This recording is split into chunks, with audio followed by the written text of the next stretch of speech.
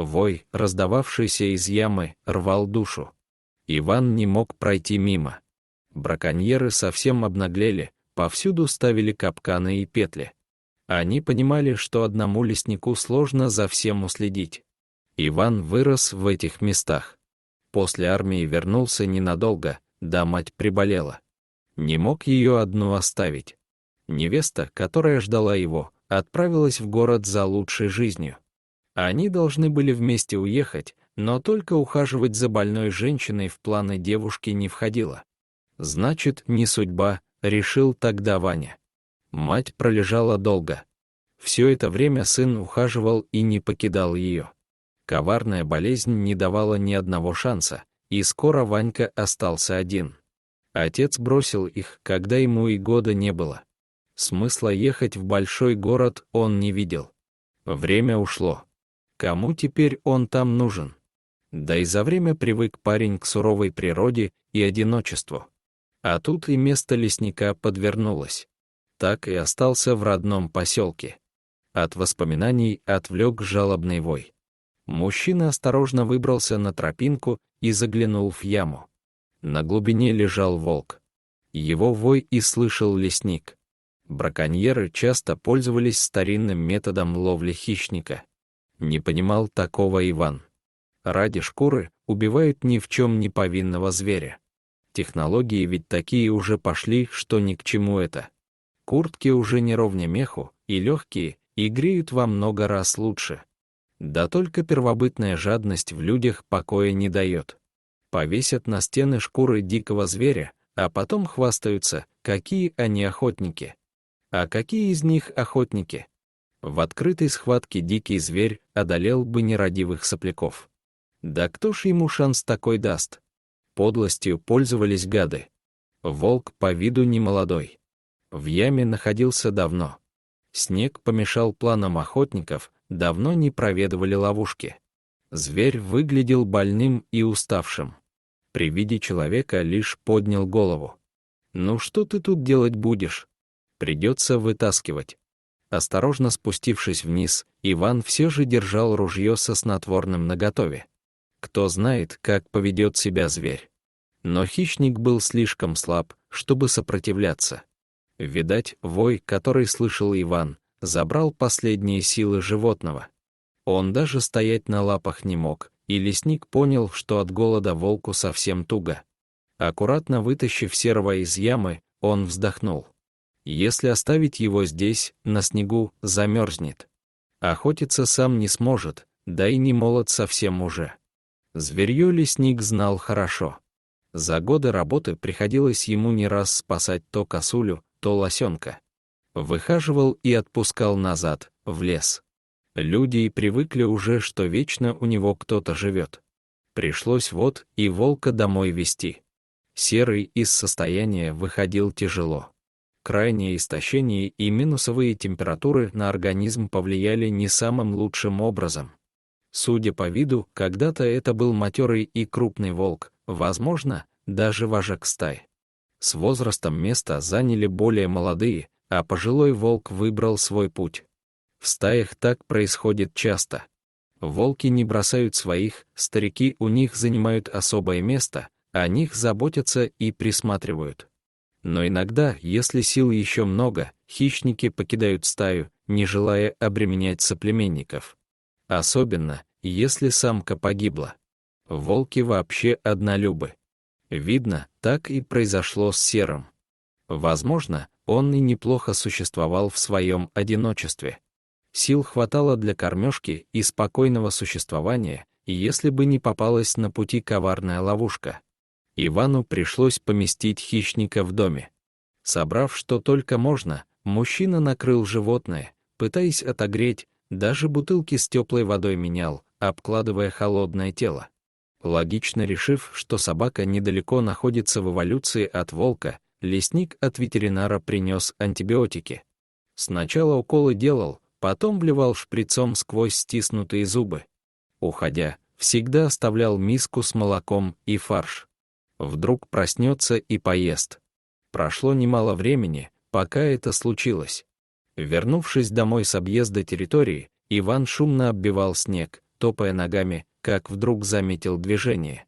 Серый стоял на пороге и внимательно смотрел на лесника. Втянул ноздрями воздух, словно учуял родной запах. Спокойно развернулся и пошел на свою лежанку. Две одинокие души приняли друг друга. Медленно, но уверенно Серый шел на поправку. Когда лесник возвращался, волк встречал его на пороге комнаты. Он не вилял хвостом и не лаял, как собака. Просто молча смотрел, будто хотел убедиться, что с человеком все в порядке, и шел на свое место. Между ними установился паритет. Каждый уважал территорию другого, не претендуя на что-то иное. Казалось, хищник понимал, что его приютили, и ценил это. В один из вечеров хозяин пришел домой расстроенный. Сегодня день не задался, ему не удалось спасти рысь, попавшую в капкан. Когда он ее нашел, было уже слишком поздно. Бессилие против браконьеров, как обычно, вызывало злость и негодование. Он никак не мог понять, зачем люди убивают тех, кто не причиняет им зла. Рысь живет так далеко и настолько скрытно, что старается никак не показывать своего присутствия. А людям, чтобы самоутвердиться, надо обязательно покрасоваться перед остальными ценой чужой жизни. Опечаленный Иван не заметил, как Серый долго в упор наблюдает за ним. А потом животное встало и медленно подошло к человеку. Лесник ощутил на себе этот взгляд и поднял глаза. Секунду-другую смотрел на волка, а потом протянул руку. Хищный зверь, рожденный для охоты и выживания, колебался недолго. Сделал еще шаг и уперся тяжелым лбом в подставленную ладонь. Он принял человеческую дружбу. Они и правда стали хорошими приятелями. Просыпаясь ночью, Ваня знал, его охранник не спит.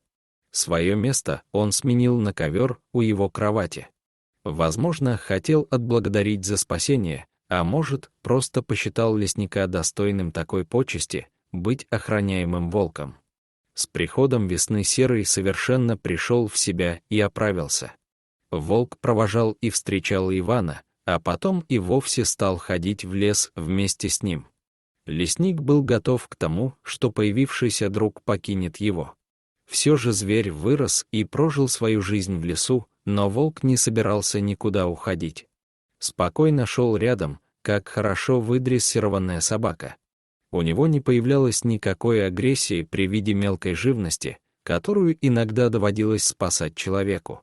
Он не рассматривал как добычу и домашнюю живность. Видно, твердо был уверен, что голодным человек его не оставит. Они действительно стали друзьями. Иногда посреди леса вдруг останавливался и молча смотрел на Ивана.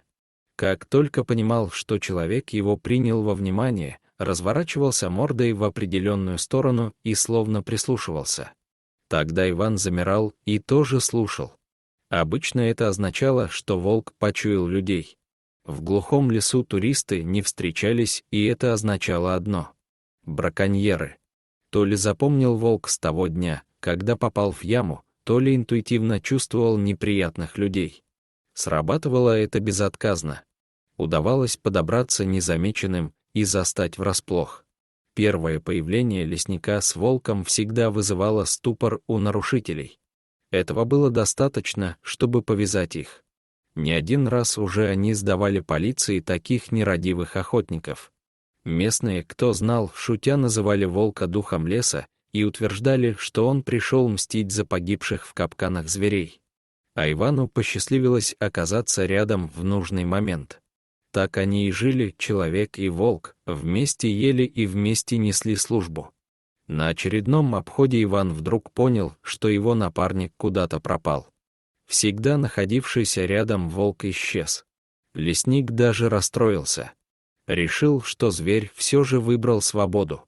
Мужчина привык и привязался к дикому другу, теперь ему стало грустно от того, что все закончилось так. Иван брел дальше по лесу один, задумавшись, когда вдруг услышал вой. Что-то ему подсказало, что это Серый. Лесник удивился и разнервничался одновременно. Что могло случиться? Спеша на голос волка, он недоумевал. Волк выл, не переставая. Наконец он его увидел.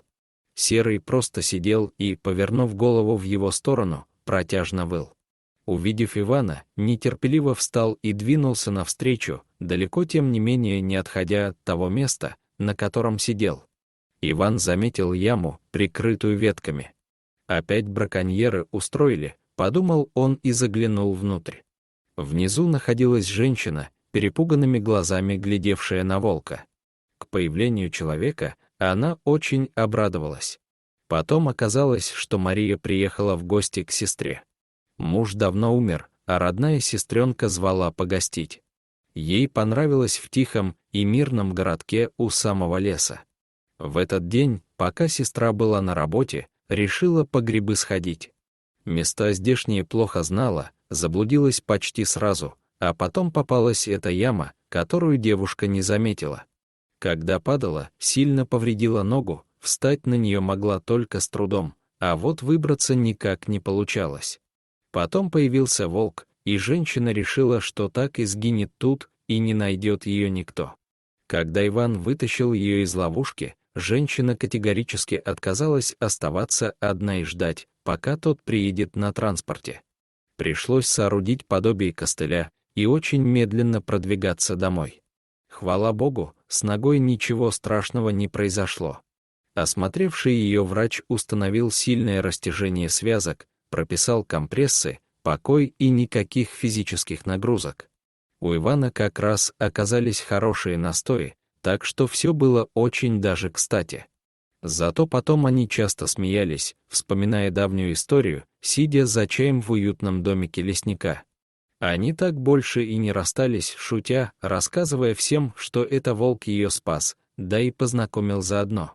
Волк открывал желтые глаза при звуке своего имени и внимательно смотрел на свою семью. Убедившись, что все в порядке, растягивался у камина и грел старые натруженные лапы. Пусть думают, что все произошло по стечению обстоятельств. Он то знает, что, прежде чем позвать человека, волк внимательно наблюдал за попавшей в яму пленницей. Оценив ее как достойного кандидата, позвал своего лесника, а мог бы и не позвать, между прочим. Не ко всем людям он был лоялен.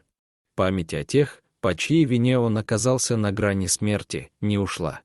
Но ему показалось, что эта женщина не такая, и он не ошибся. Чутье дикого зверя его еще ни разу не подвело. Ему было хорошо среди своих. Он воспринимал этих двоих как свою стаю. А за своих, как известно, волки порвут любого. Но у них все было хорошо. А значит, можно было вздремнуть. Дорогие зрители, если вам понравилось это видео, то ставьте лайк и подписывайтесь на наш канал. До свидания.